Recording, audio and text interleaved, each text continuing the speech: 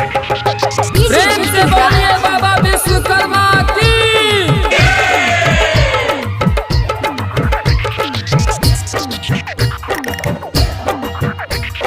17 सितंबर के दिन बाटे खास, भगता लगावेला जिनकर आस। 17 सितंबर के दिन बाटे खास, भगता लगावेला जिनकर आस। हाथी पे होके सवार आवे, बाबा विश्वकर्मा दुआर आवे। हाथी पे होके सवार आवे, बाबा विश्वकर्मा दुआर आवे। 17 सितंबर के दिन बाटे खास, भगता लगावेला जिनकर आस। 17 सितंबर के दिन बाटे खास, भगता लगावेला जिनकर आस। हाथी पे होके सवार आवे, बाबा विश्वकर्मा दुआर आवे। हाथी पे होके सवार आवे, बाबा विश्वकर्मा दुआर आवे। हाथी पे होके recording by KC music DJ Guddu Raj. Baba Vishwakarma दुआर आवे। हाथी पे होके सवार आवे, बाबा विश्वकर्मा दुआर आवे। पूजा करिले बैठे से पहले मोटर वाला भाई,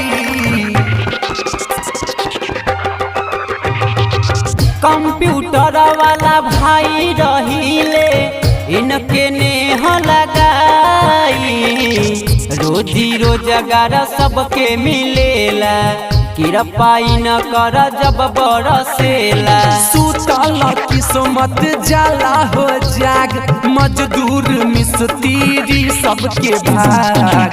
हाथी पे होके सवार आवे, बाबा विश्वकर्मा दुआर आवे। हाथी पे होके सवार आवे, बाबा विश्वकर्मा दुआर आवे। हाथी पे होके recording by KC music DJ Guddu Raj. Baba Vishwakarma दुआर आवे। हाथी पे होके सवार आवे, बाबा विश्वकर्मा दुआर आवे।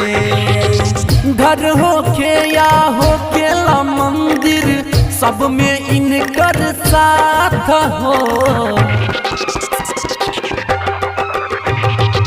बाबा विश्वकर्मा के बिना न कौनो निपटे काम काज हो। हाथ जोड़ कहे बिट्टू अकेला, महिमाई न कर जग में जानेला। साले साले इनके पूजे कैलाश, आरती के थाली लेके अपने हाथ। हाथी पे होके सवार आवे, बाबा विश्वकर्मा दुआर आवे। हाथी पे होके सवार आवे, बाबा विश्वकर्मा